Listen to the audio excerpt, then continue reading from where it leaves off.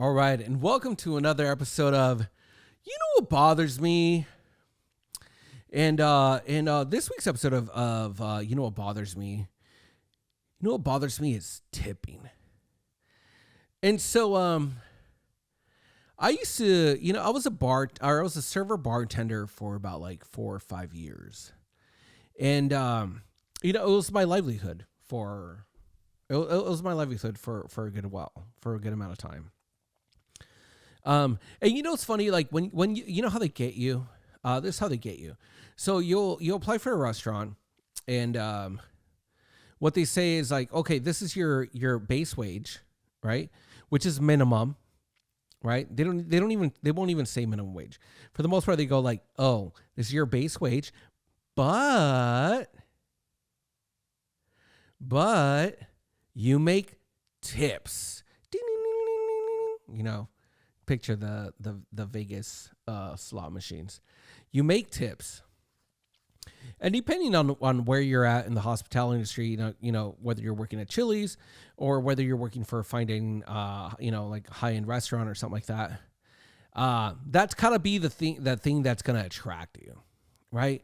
Because you usually get your start at a smaller restaurant, and you're just like, oh man, Chili's, like. You see how many people they get like on a daily basis, and they're right next to a mall.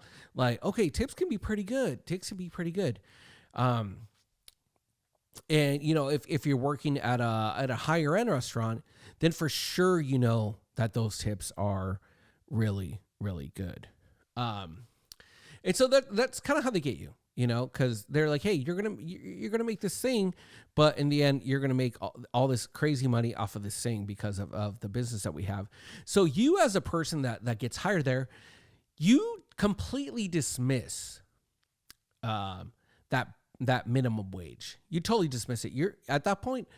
You're thinking to yourself, I get 2 paychecks. I get one, paycheck from the company, and the rest is all cha-ching, right? All cash money. So you're kind of okay with it because, sure enough, you work a full shift. At the end of the night, you have a whole, you have money in cash, and depending on where you work and how old you are and like your living and all that stuff, either way, it's just cash in your hand, which you're like, wait, I have a whole paycheck, so this doesn't even count. This is just stuff on top of it. So you kind of get into it as well, like, yeah, tips. Because this is all just off the top. So it feels like, right? So it seems like. And then you just do your job, and it's great. Like, every day you have so much money. Like, I was lucky enough to work at fine dining restaurants. So, I'm taking hundreds home, right?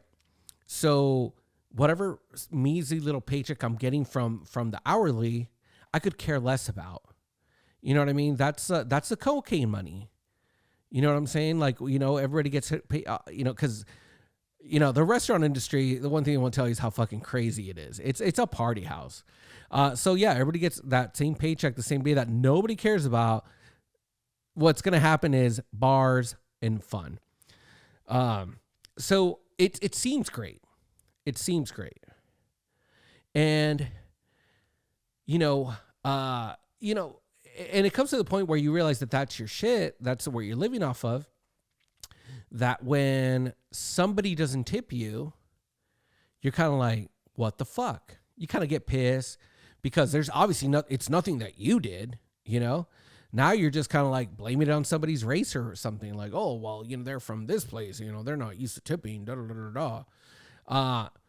And that's kind of just the way that it works, And when I was in it, I don't know, maybe because like my dad was in the hospitality industry for a long time, so I kind of saw it in a different light. I thought, like, I was never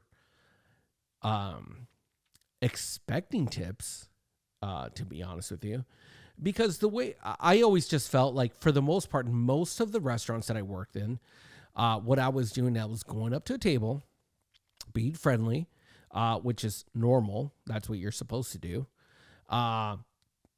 Asking people about their about the menu, which I gave them, or the hostess gave them. Ask them if they have any questions, which still seems pretty normal to me. I'm not going above and beyond yet. Jotting down or memorizing what they want to order. I take that order to the kitchen. They make it, and I bring it to you, and then the transaction is done. I think maybe because like when I got hired, there's no clear thing on what you get hired for, right? Because no restaurant has ever said the only thing you're hired here for is to take orders and to bring it to them. They don't do that, especially like the higher up the chain that you go, and it's like you have to be a certain amount of intellect. You have to talk a certain way. You have to have background knowledge on certain things. You know what I'm saying? Like they're not very clear about it. Until you get up high on the food chain of that industry, then they tell you exactly what they expect from you, right? But for the most part, they don't. So I don't know. Like, does me taking an order, taking it to the kitchen, to bring it back to you, does that require a tip, right? And so one thing that I do remember is like going to the Stash Bar in Long Beach, right? There's a bartender there. Used to be a bartender named Fernando. Fucking love that guy. And I remember when I first went there, and they started off the craft cocktails. They'd have a whole ass list of craft cocktails, and I was like, you know what? Let me get this. And I would just try. I would try all of them, right? Because they were selling cocktails that usually, back in the day, were only available in downtown LA or some shit like that, some bougie bar like that. But now they were in Long Beach. So anyway, I would just try all their things, and I remember he made me an old fashioned. And I was like, damn, I've had so many old fashions because, man, when Mad Men came out, like just every place was doing them. I'm like, this is by far the best old fashioned I've ever had. And I was like, oh, but he's like, oh, you know what? I did yours a little bit different. I did this, right? And sure enough, a month later, I go back to that bar and Fernando's there, right? And he's like, oh, Silos, what's up? I was like, oh, man, like, what's up, man? How are you? And he's like, you're old fashioned, same way? I was like, yeah, man, absolutely. That was delicious. And I was just like, oh, man, that's so fucking cool. Not only did he remember my name, but he knew what my favorite drink from that place was. And he knew that it was a different version of it that he had made me. Right. So when I think about like at least me personally, about what is tip worthy, me bringing you a Caesar salad with chicken, no Parmesan, to you, I don't know. I feel I'm just kind of like, doing the hourly thing. Fernando, remembering my name, remembering my drink, knowing that it's special.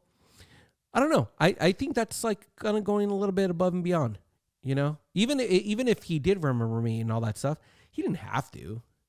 So that's kind of like me personally, when I go out to eat, on how I measure, my tipping. It's like, are you actually going above and beyond, or are you just like bringing me my food?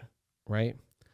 And, I think the whole point of this debate is it's not that that people don't deserve that. It's like, wait, why are we totally forgetting about this living wage that, not living wage, this base pay that they tell us about? Why are you totally forgetting about that? Because see, if that base pay is what it should be, then I don't need to care about all these extras, right?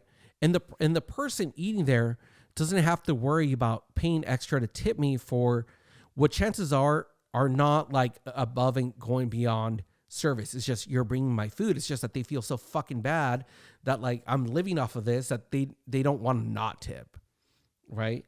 And so what happens? Like, why is it that like,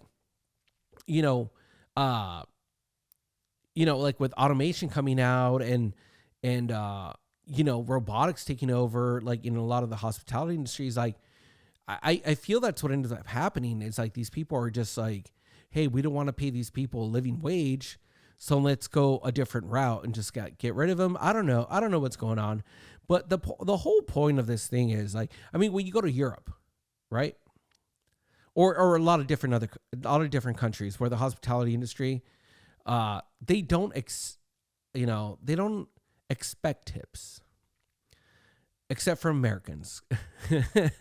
Like I have friends that work in Mexico City, I have friends that work in Paris. And one thing they say is like, we love Americans because we know they always tip and they always tip good. Right. Cause you're going back to that whole, like, well, what else are you going to do? Like we have to tip. And so my understanding is like, why do we keep doing this? Why can't we just pay? Like, how do we, I understand, like, restaurants have gone through a whole thing, but,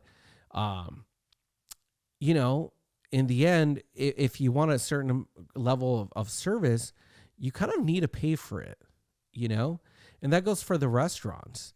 You can't just get these awesome bartenders that can bring you 50, 60 people, to your restaurant and give you all this business, and just say, hey, like, it's up to them to give you a living wage, not up to me.